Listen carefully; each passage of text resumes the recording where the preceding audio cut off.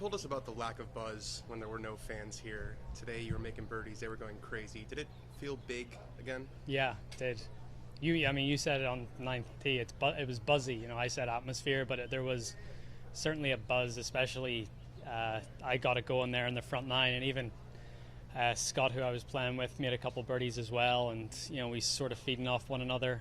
But just so cool to play in an atmosphere like that again.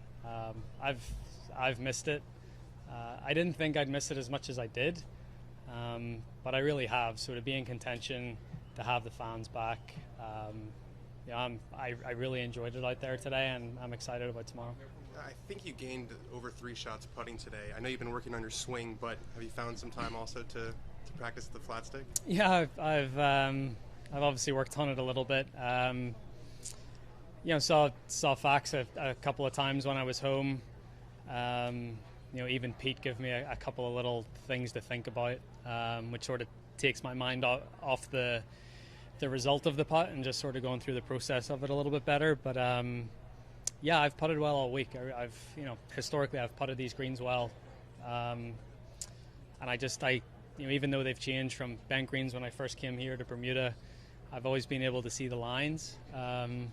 So I've been comfortable with that, and then it's just a matter of trusting that I'm putting good strokes on them. And I think more than anything today, my speed was good, and that was when the greens get tricky and there's wind and there's tough reads, speed's almost more important than anything else. And my speed was good today, and probably part of the reason why I was able to hole a few.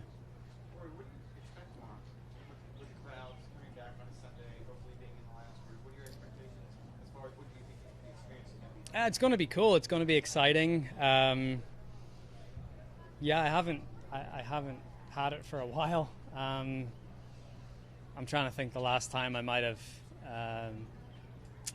maybe like Bay Hill 2020. It's going to be cool. I really have missed it. I said that I didn't think I'd miss it as much as I did when we came back. I thought that I'd actually enjoy the quietness but I sort of realized that it's hard for me to bring the best out of myself without that atmosphere that we had today. So I'm excited to be in the position I'm in. I wasn't really expecting to be in this position coming into this week. I felt like I was still working on my game, and I thought progress this week was being here today, which I am, and then I play well again today. So I just have to go out and try to play well again tomorrow and see where that leaves me. You talk about being excited. Do you get nervous too, and do you have to get comfortable being nervous again? You know what I'm saying? I like nervous though, because it means that it matters, right? It means that it really matters. So I like that feeling. It's almost just trying to not be too amped up and get ahead of yourself. And I said to Henny over there, it's sometimes when I get off to start like today, especially around here, it's hard for me to not get ahead of myself because I've done some pretty cool things here before. So just trying to keep myself, sort of rein myself back in a little bit. And but again, it was cool to play in front of that sort of atmosphere today. With your record here and celebrating your birthday here every year, does it feel a little bit like a home away from home? And does that feel like, all is right with the world? I'm defending again and back at Quail.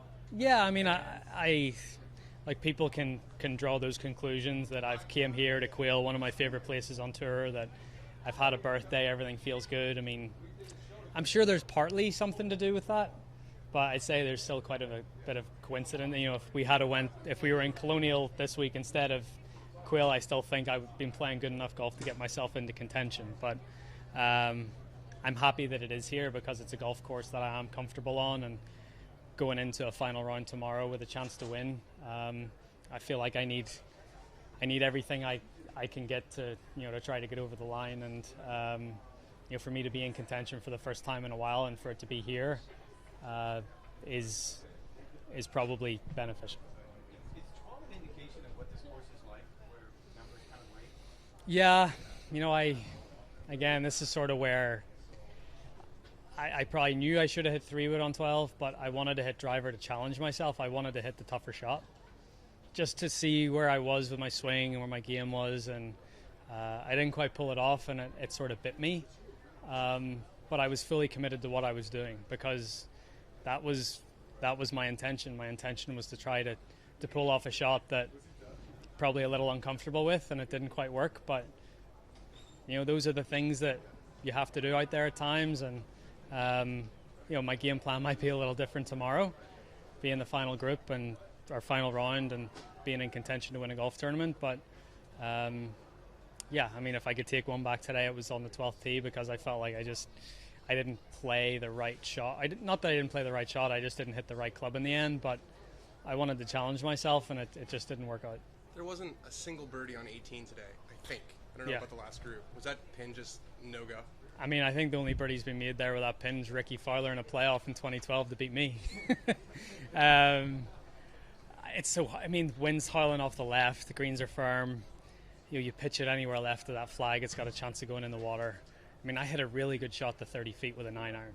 So, and then you've got a putt that you can't, it's a defensive putt, you're just trying to lag down there and 2 putts. So, tough hole today.